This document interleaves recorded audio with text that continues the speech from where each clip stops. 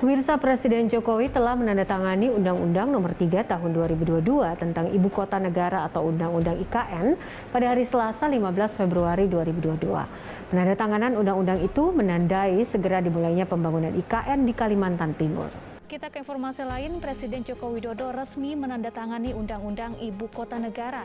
Dengan demikian, proyek pembangunan Ibu Kota baru di Kalimantan Timur segera dimulai. Presiden Joko Widodo Selasa kemarin resmi menaikkan Undang-Undang Nomor 3 Tahun 2022 tentang Ibu Kota Negara. Tanda tangan Presiden atas Undang-Undang IKN disampaikan oleh Kementerian Perencanaan Pembangunan Nasional atau Bappenas. Sebelumnya pemerintah dan DPR menyetujui RUU IKN pada sidang paripurna DPR 18 Januari lalu.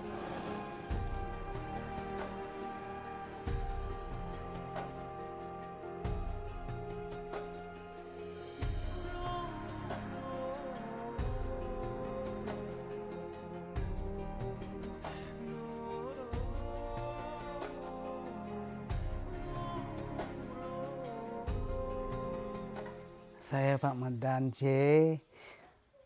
Saya pemangku adat Kecamatan Sepaku.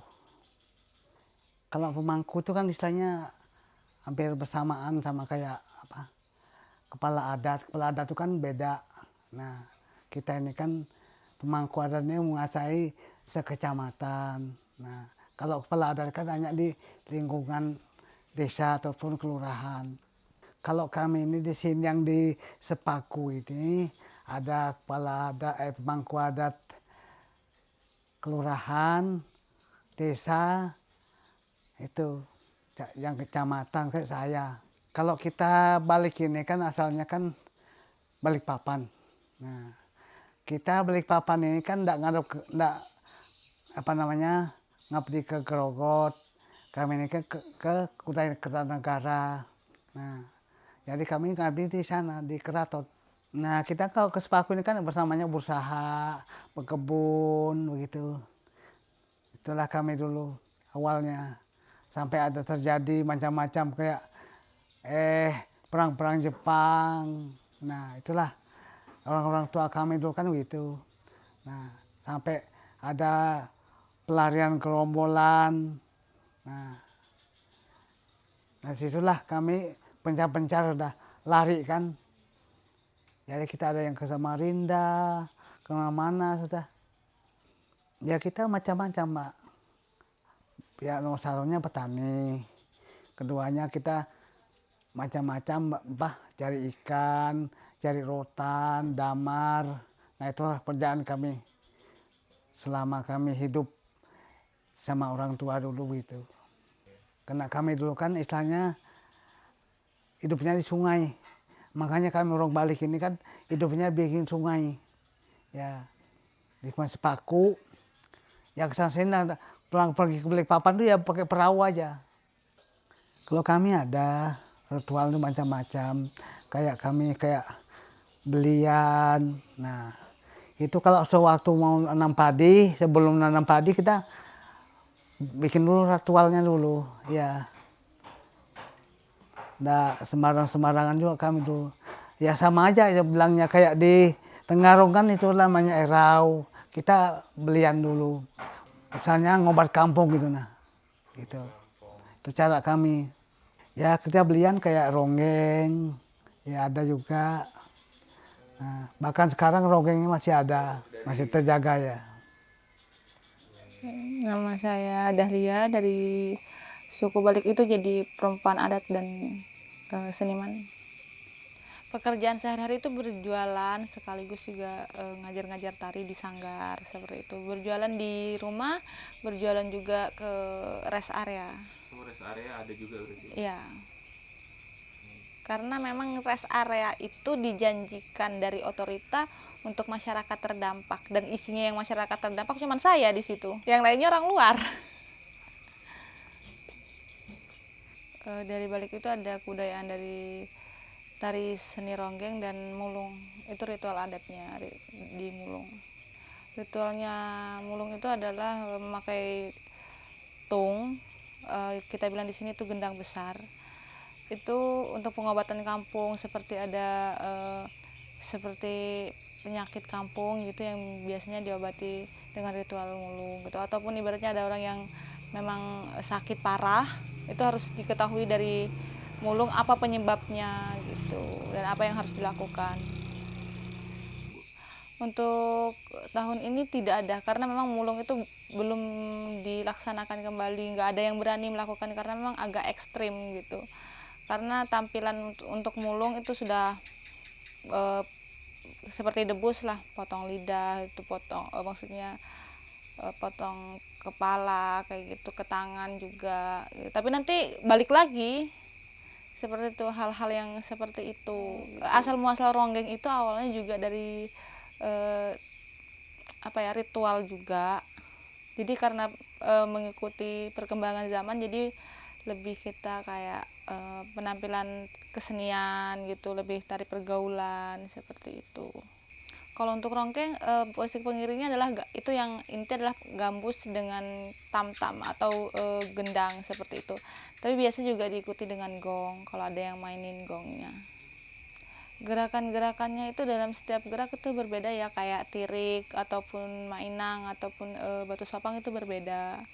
Jadi lebih batu sopang pun itu ada dua yang kita bilang tuh tinjak dua atau ancak ronggeng itu ada, terus yang biasa juga ada.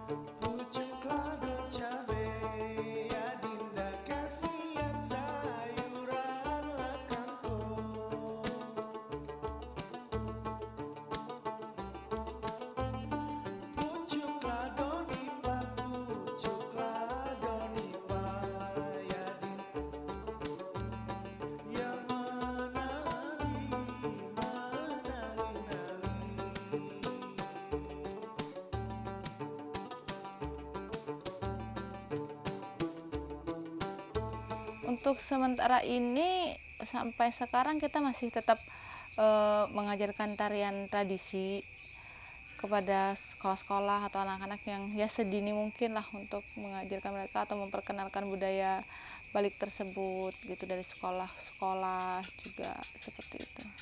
Jadi awal mulanya membuat sanggar seni Wat Bolum itu karena tahun 2014 awal itu ada sanggar tari yang masuk ke desa kami, itu membawakan tari ronggeng yang menurut kami bukan pakem ronggeng atau memang sudah jauh sekali dari pakemnya. Jadi karena kekhawatiran saya sebagai penari tradisi, kekhawatiran kami adalah punah atau ibaratnya berikutnya itu generasinya nggak akan ada yang tahu gitu, nggak ada yang paham tentang tari tradisi. Jadi saya mencoba untuk membangun sanggar tari dengan dibantu para tetua adat Balik, dan saya juga bertanya gitu, apa nama yang bagus nih buat sanggar tari saya. Kemarin sempat diajukan tuh penyembolum Wat Bolum, tapi saya bilang kalau penyembolum Wat Bolum itu terlalu panjang, jadi kita ambil Wat Bolumnya. Itu dari soyong juga sih, kalau bilang orang yang sekarang itu untuk memang dari soyong-soyong atau pemanggil roh gitu memang, jadi kita ambil yang ujungnya aja Wat Bolum seperti itu.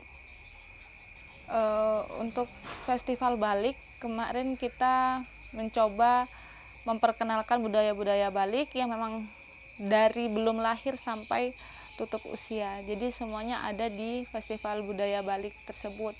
Jadi mulai kayak pengobatan sandro untuk orang melahirkan itu berbeda, terus stan mulung itu juga berbeda. Mungkin mulungnya tidak ditampilkan pada saat itu, tapi barang-barang atau alat-alat biasanya yang dipakai untuk mulung seperti itu, ritualnya tempatnya seperti apa kita pakai semua, kayak rewannya yang tempat berayunnya si mulung tersebut kita juga buatkan. Terus makanan tradisionalnya, terus kayak jajan-jajan tradisionalnya yang kita tampilkan. Kemarin juga tari-tari dari beberapa kesenian daerah lainnya kita undang juga kemarin.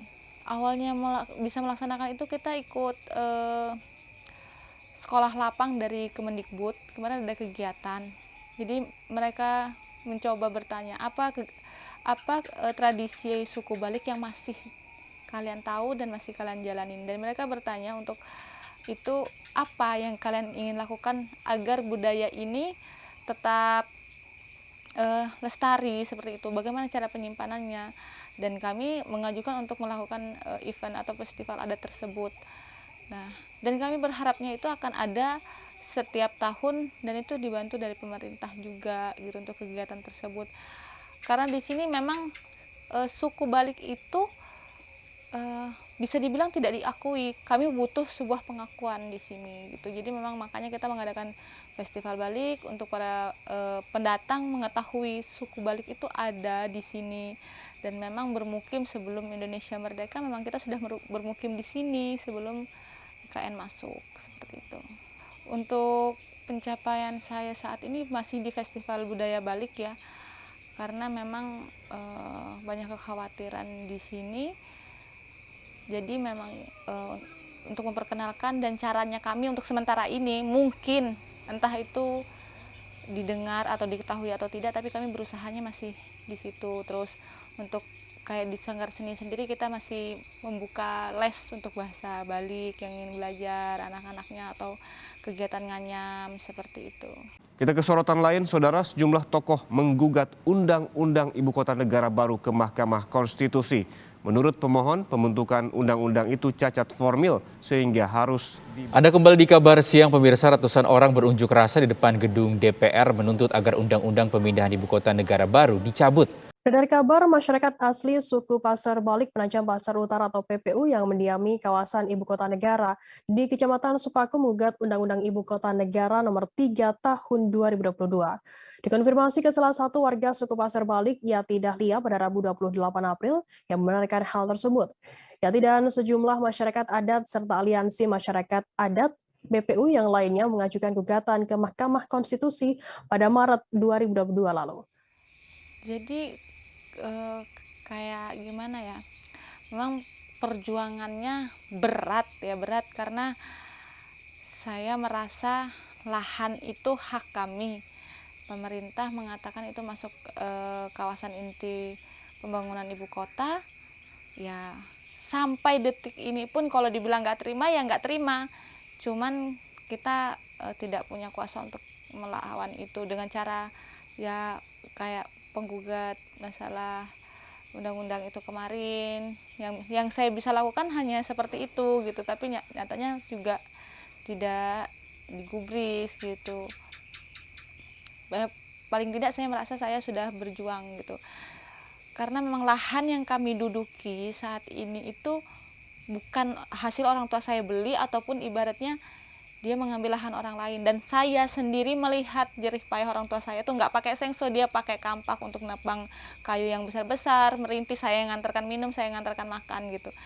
Jadi rasanya kalau diambil tuh kayak nggak terima aja gitu. Memang saya berjuang karena saya tahu asal usul tanah tersebut. Jadi saya berjuang tuh hak milik orang tua saya gitu. Tapi memang banyak yang pro dan kontra, ada yang bilang saya kolot atau apapun itu, tapi saya merasa saya berjuang itu hak milik kami.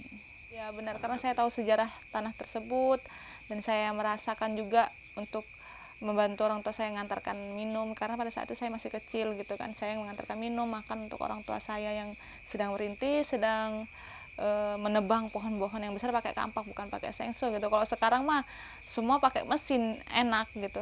Jadi hasil keringat orang tua saya yang ibaratnya orang tua saya memang nggak kaya, bukan orang tua yang bergelimangan harta, tapi dia berusaha untuk menghidupi anak saya kelak. Paling tidak anak saya tidak numpang di tanah orang lain. Tapi karena ada KIPP semua sia-sia gitu, yang dilakukan orang tua saya itu terkesan kayak sia-sia. Karena ganti ruginya tuh nggak sesuai gitu loh sama harga tanah sekarang. Jadi apa ya, ya memang kami masih belum bisa terima gitu loh, dengan ganti rugi yang segitu, yang sangat minim gitu, dengan harga tanah sekarang yang sangat mahal. Ya kasihan kan orang tua saya, di mana-mana orang tua bekerja untuk anaknya, jadi sekarang tuh serba sia-sia. Jadi ya kalau bisa ketemu Pak Presiden gitu, saya mengatakan jangan dong diambil tanah kami gitu, tapi siapa yang mau mendengarkan kami gitu kan. Bahkan pemerintah daerah yang hitungannya itu sebagai perpanjangan tangan pemerintah pusat pun tidak mendengar, Bu ya. Jangankan mau mendengar, bahkan dia sempat mengatakan kan tidak ada masyarakat adatnya di sana. Lalu kami siapa?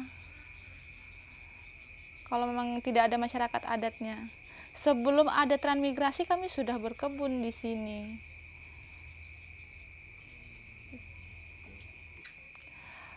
Kalau mensosialisasikan sebelum ada IKN masuk tuh belum ada, belum pernah gitu. Tapi seiring dengan pembangunan mereka setelah mengatakan lahan kami kena kawasan inti, ya mulai ada kegiatan-kegiatan kayak pelatihan-pelatihan yang hanya buat kami itu tidak sesuai gitu, hanya 20 hari gitu. Ya kan nggak mungkin ada pelatihan 20 hari sudah menjadi orang yang profesional, seperti itu sih. Ya kesannya lebih memaksakan, kami sudah melaksanakan, tapi keadaannya tidak ada tukang yang menjadi tukang profesional selama 20 hari. Tidak ada orang yang belajar tata boga membuat kue dengan belajar 20 hari sudah menjadi tukang kue handal. Ya itu menurut saya seperti itu.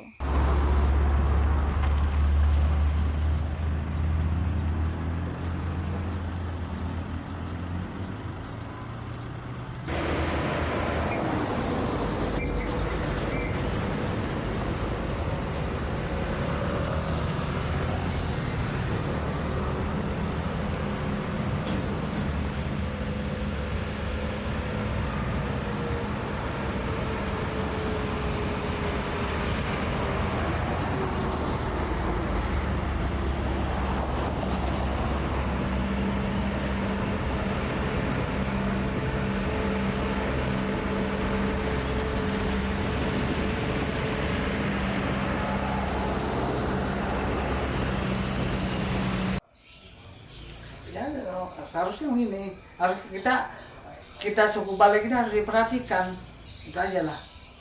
Masalahnya nggak ada orang semaunya orang kan hidupnya nggak diperhatikan. Siapapun itu pasti pemerintah itu memperhatikan siapapun orangnya. Nah, kadang kita ini kan walaupun beda suku, beda bahasa, tapi satu ya, KNRI, rakyat.